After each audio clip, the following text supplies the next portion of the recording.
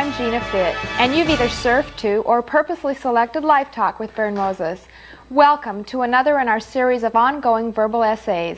It's great to have you participate in our show today. Bern, I have no idea what we're going to speak about this week, but I understand you have a great surprise in store for us. Well, we've been moving toward this now for some weeks, and I guess to get it started, if we could ask the lights to go down just a bit. And start it this way. Now I lay me down to sleep. I pray the Lord my soul to keep. And if I should die before I wake, I don't want you to be troubled about that. I mean, after all, you know I'm in a better place. I mean, let it go. Certainly I don't want you to spend a whole lot of money on ceremony and funeral and caskets and this kind of thing. And don't you cry over my grave. I mean, celebrate where I have gone and celebrate the fact that I lived, and everything will be fine. Now, when it comes to cost and process and ceremony, as far as I'm concerned, you can just kind of like throw some gasoline on my body and set it on fire, because I'm out of here. You know that. Well, I know you can't do that. A baggie, perhaps. Stuff me in a baggie and bury me in the backyard. That would do it.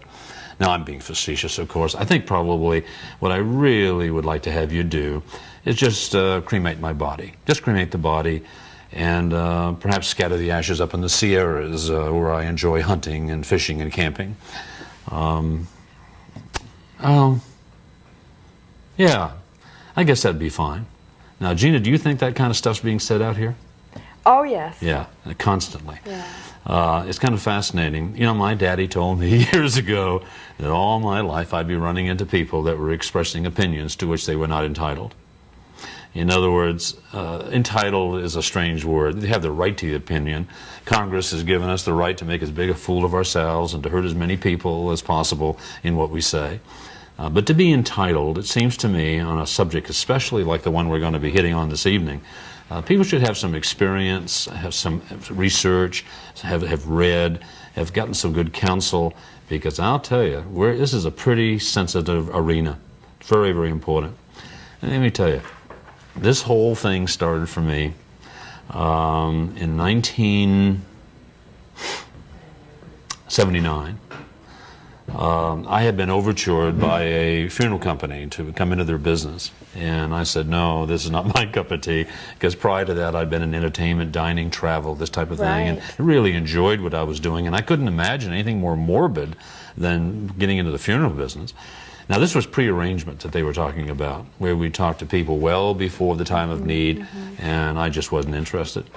And so time went on, and based on some reports they'd heard from some previous activities I'd had in Texas, why they overtured me again. And I said, no, look, I'd be glad to help out with training, glad to assist in the philosophy and the psychology of selling and this type of thing, but I don't want to be in the business. And so time went on again, and they called me a third time and said, look, would you be willing to come to our home office? And we'd like to have you meet the principals and see our facilities. And I said, I'd be happy to, because I enjoy traveling, I enjoy new experiences and new people, but I'm not making any commitments. And they said, we understand, just come on. And so I went to their home base.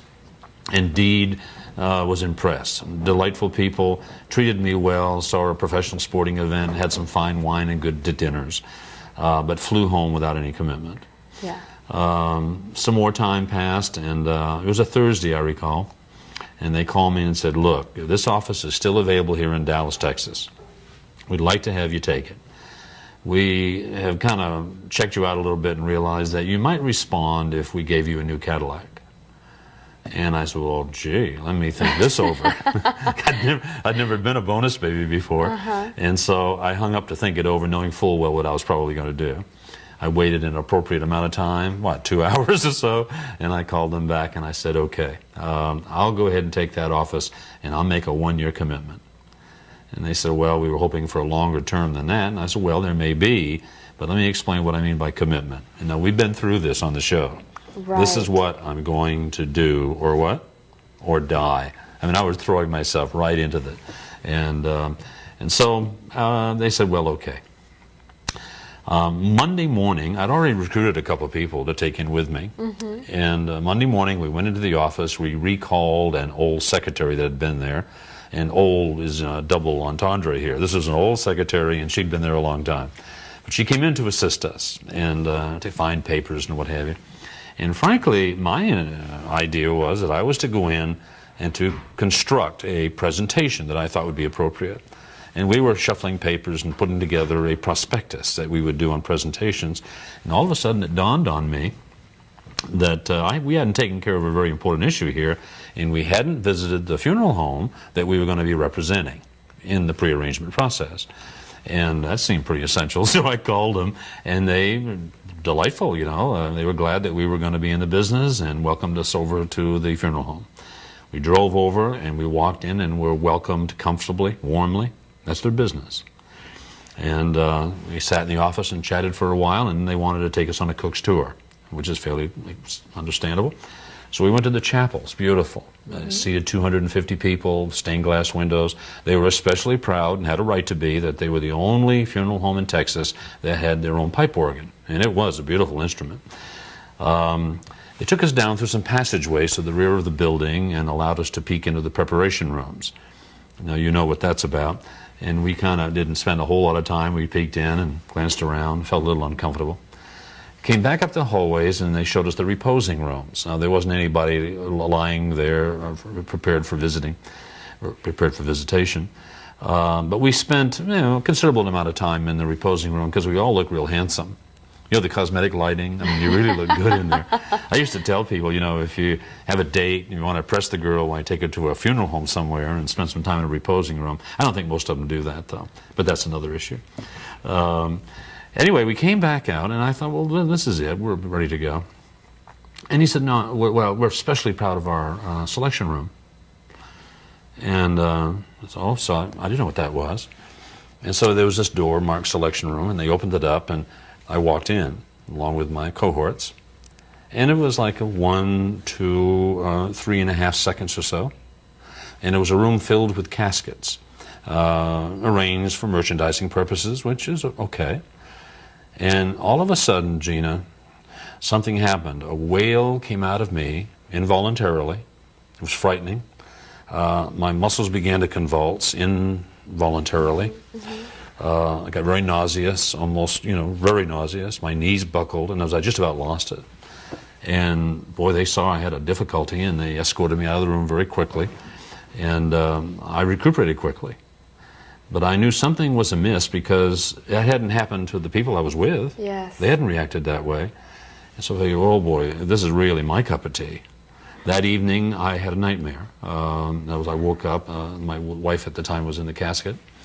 And that was frightening to me, and I lost some sleep. The next day, I was disoriented, thinking, wondering, pondering. The same thing the second night. Third day, I think it was, all of a sudden it dawned on me. I knew exactly what was going on. My mind raced back over the years to the spring of 1951.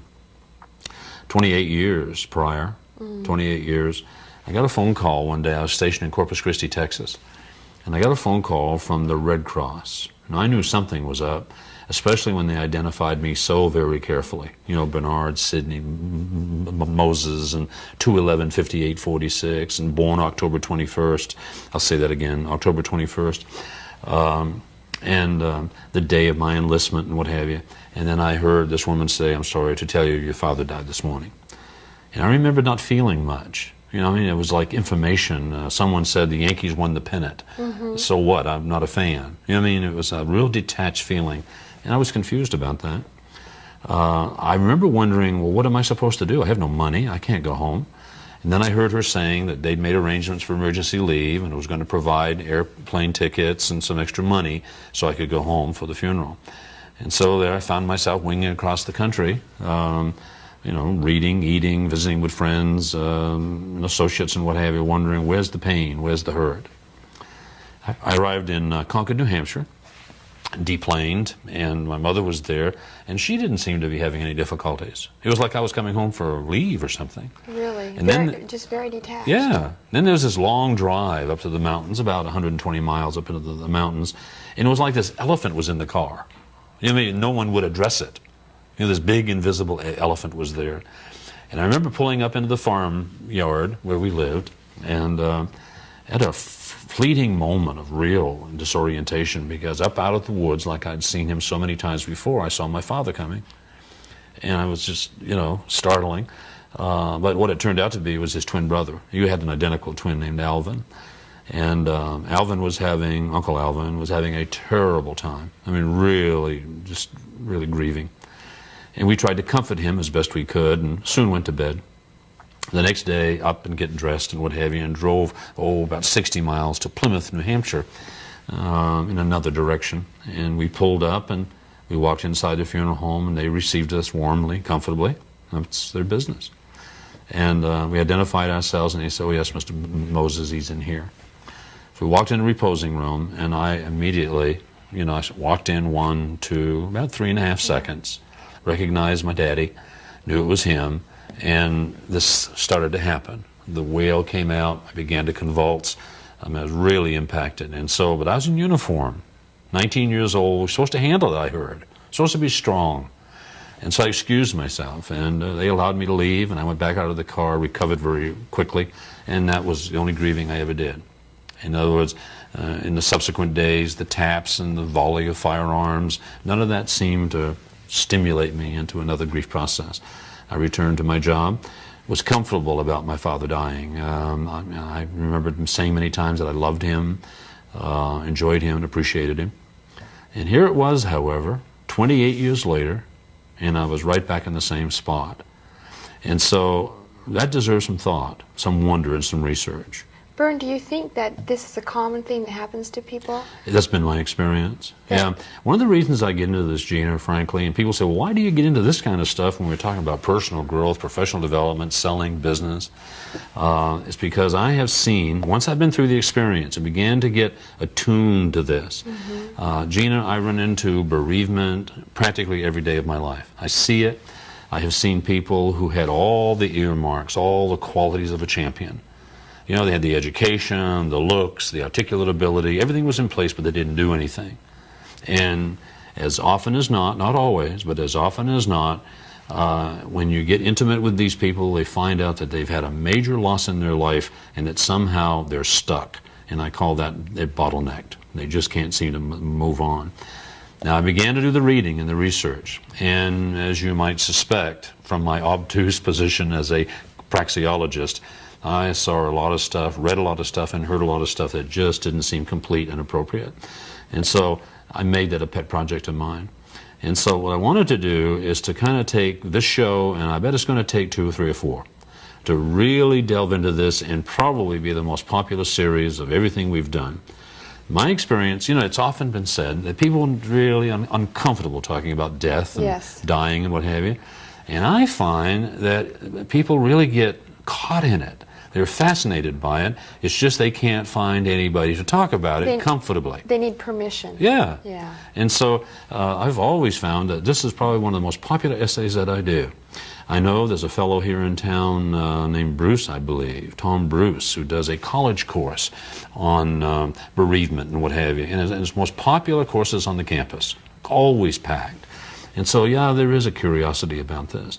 And yet somehow we don't talk about it at the dinner table or in class or on the street corner when we're kids. And so it comes upon us. And it startles us and has a real impact on our lives. It's worth considering and talking about. Now, actually, what we're going to be talking about is bereavement. I think perhaps we can start it over here. Bereavement. And bereavement occurs in 2 fundamental ways. In every loss that we experience, because every loss that we experience tends to move us into a bereaved state, and we'll identify that as we go along, and every recognized lack. Kind of fascinating. That's every loss and every recognized lack.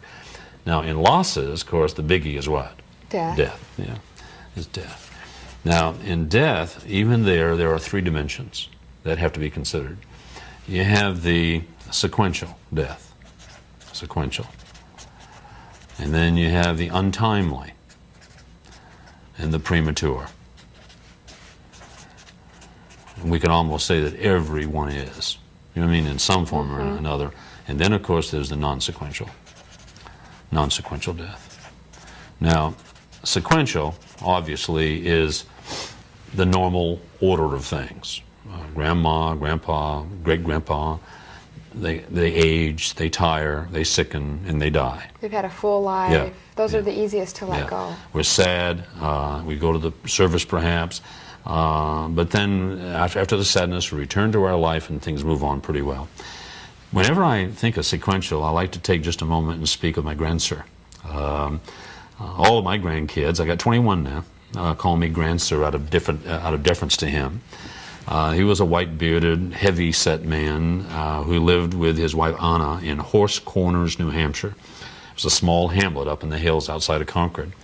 And he was 103, and Granny was 101. Wow. They've been married since they were 18 and 16, had never had a day apart, obviously loved one another, built a life together and what have you. And there was an interesting thing about them, that every single evening, as long as anyone could remember, now in 108, 108 years, that's a long, 103 years is a long time. Anyway, they played checkers every single night, and Grandsir would win every single night.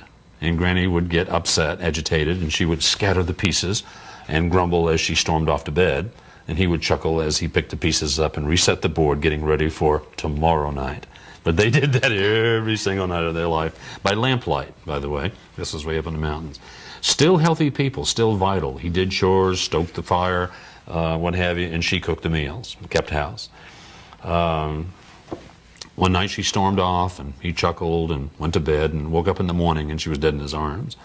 And approximately 3 days later, after the ceremony and some of the things that we'll talk about in the series, he came home that night and what? Died in his sleep. You know, and it's like almost a joyful thing. It's like, whoa, they're showing you how it's really supposed to be done. Like a dry leaf dropping off a tree in the fall, and it has to be okay. Has to be okay. But that's sequential. And usually we handle that pretty well. Now, the untimely and premature can be devastating. For example, I had an acquaintance in Dallas some years ago, a woman whose father had died when she was 10 or got killed in a car wreck. And somehow she got it in her 10-year-old mind that her mother was responsible. She'd heard them fighting and fussing from time to time, and I think the mother had a tendency to say, "Oh, I'm so sick of you, I just wish you'd just die." And one day he did. And somehow in her mind she got focused on that. Fact of the matter was, though, that 2 years later she died of breast cancer. In other words, the toxics that we speak of that come out of bereavement and what have you took their toll on the mom too. And so now at 10 and at 12 she'd lost her parents. And frankly, her life never worked very well. All of her relationships diminished quickly. She was in all kinds of trouble, experimenting with drugs, until she got this worked out. And now it's just perfect. Everything is fine. Untimely, premature. You've heard the stories. You know, young couple just got married, and the bride trips on her gown on the church steps and falls and breaks her neck or something. Now, it seems, ridiculous, but I've read about that twice in my life. Or they take off in the car with the proper, the cans and what have you, and behind, and someone runs a red light and kills the groom. And then all the way through that. Or a child loses a parent too soon, and we'll talk about some of those events. For example, it's really kind of fascinating how a child at 2 or 3 or 4 can lose a parent and wonder somehow what they did wrong. Wonder why they weren't acceptable. The child's team seems to take all that upon themselves. And so we want to talk about some of these things. Then non-sequential, that's the biggie. The non-sequential, that's where the loss of a child. And it doesn't matter if it's a miscarriage, could be an abortion, or it could be, like, for example, there's an organization especially for these folks. It's called Compassionate Friends.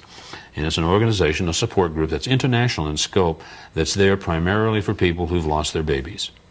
And I knew a 92-year-old woman in Dallas, Texas, who was an active member going through a lot of pain because she'd lost her baby. Her baby was 70, but you know what I mean? It was non-sequential, so it was just as painful as if it was a young mother losing her child. These can play a lot of havoc in a person's life, there's no question, particularly if we don't process this properly. Now, the reason we're talking about this, I've been hearing all my life, look, everyone grieves differently. People have to be left to their own devices. Each does it in their own time. And I'm contending that maybe it's because no one's been told them how to do it properly. In other words, this is Yes. worth discussing. There's some processes here that really seem to accelerate this and get people out on the other side in the healthiest possible way. And so this is why we're into this. Death. Then, of course, there's divorce and separation. And to the person who's going through it, frankly, in some cases, feels like it's more painful, more devastating than death itself. And the reason, I think, perhaps, is that the loved one oftentimes is still there, still accessible, still available, and yet not, perhaps with someone else, enjoying life, moving on, building a life with someone, and it's just painful, just painful. But divorce and separation certainly is a bereavement and will give you the symptoms that we'll be talking about. Then, oddly enough, a loss of job or business is absolutely devastating. Job or business. I don't know if you've ever had this imposed upon you or not, but this can be so traumatic because it's part of who we are. I think a large number of people go through this, and I think the statistics are increasing. Yes, especially today. Yes. If we're not equipped, the loss of our job or business, because people say, well, what's your name? What's your name, Gina? Gina? What do you do?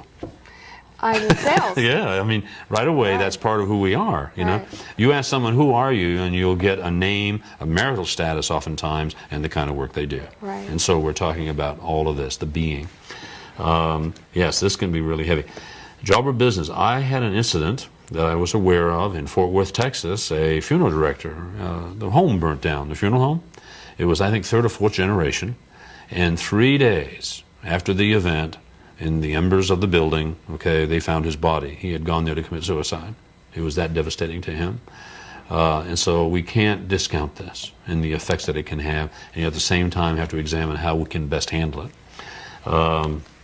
Relocation in our society is taking its toll. Relocation. People are moving. Right now, I'm in a state, in just a few days, I have a grandson that I've had the pleasure of being with during his young years. He's 9 now. And just in a few days, he's going to go to another part of the country. And there is a possibility that I will never see him again. And so there is that possibility of a bereavement. I have the tools to work with, so it's going very well. But at the same time, I know a grandfather here in town who had a beautiful daughter, and she married a McCulloch Air Force Base, a military person, happily. It was fine, had 2 delightful babies. And one day, the military decided they wanted him in New York. They didn't check with Granddad. They just transferred him. And of course, he wanted to take his wife and babies. And so there they were gone. And this man's life has never come back in order again. I mean, actually, he won't communicate with them. I mean, he's like divorced himself from them, and they had nothing to do with this. Hates the military, hates himself, and really in bad shape, and won't listen to any counsel or consulting. He just is basking in his pain. And I'm sure it's accelerating his death, and he knows it. I mean, it's just incredible how this can happen. Any lost expectation, by the way, any lost expectation. There's a young man in my life, everything's relative, of course, but there's a man in my life that when he was real young, everyone knew that he was going to be a doctor. He knew it, his family knew it, his friends, everyone. And it never happened. It never happened. And even today, after all these years, you can still see that vacancy in his eyes. His life is incomplete, and he's in bereavement, in a sense of the word. And then, of course, you have the lacks. In other words, a lack of education. A person can go along fine and all of a sudden realize they're not prepared, or they don't understand, nor are they understood. I see a lot of this. People reach a certain point in their life and they don't know how it's supposed to be working. You know what I mean? They're confused and they're pain-ridden and hurtful by it. Or they're not understood. You know, we like to be right, but if we're not, at least we'd like to be understood. And sometimes, I'll tell you something too, support systems. I've had grown men cry, Gina, when I said, make a short list. Just make a short list of people who will confirm you and support you and applaud at anything you want to do. Any venture you want to engage in, any adventure you want to participate in, they'll say, go for it, we know you can do it. And I've had grown men cry because they couldn't name anybody. Their spouse, their children, brothers and sisters, or their friends. Anytime they've ever ventured out, and I bet you've seen some of this, I know a little bit about you, but you've seen people ostracized and criticized for venturing, for even daring to dream. And that can cause a bereavement. The question, it goes on and on like this. Now, what we're talking here are bottlenecks of bereavement. bottlenecks. It occurred to me, Bern, as you're going through this list, and probably under divorce and separation, the great toll that not only takes on the partners, but on the children. Oh, my goodness, yes. Everyone can be influenced by it, particularly if the adults don't manage it well, or if they try to seclude or secret some of these things. There's so many mistakes made. But even if they don't, even if they're doing the best they can, it's still a tremendous adjustment for the children. There's a loss of a family, a loss of one household, loss of a continuation of the routine, the schedule. What we're going to be talking about in the next show, we're drastically running out of time here, I can't believe. You all know what a bottleneck is. It's this thing right here, okay? It's also, a bottleneck is anything that can kind of get settled in there that prevents things from flowing properly, okay? And what we're going to be talking about in the next show is the bottlenecks, the various things, the symptoms, if you would, that come from this, okay? And then later on how we can shatter that bottleneck so that life can go on. And it's kind of fascinating how quickly it can be done. We've had cases where people have been in bereavement for 20, 30, and 40 years within a matter of hours were free for the first time. That's pretty exciting. Pretty Great. exciting. I'm looking forward to it. Gina, I want to thank everybody for hanging in on this and plead with them to continue to be with us next week. I'm going to thank them. Say that if they want to call and get a tape of this show and future ones, it's 1-800-661-3490. And my name is Bern, and this is Life Talk, and it's Bern Moses. Thank you, Gina. Thank you, Bern. Looking forward to next week. Oh, me too. We're going to get this covered. Great.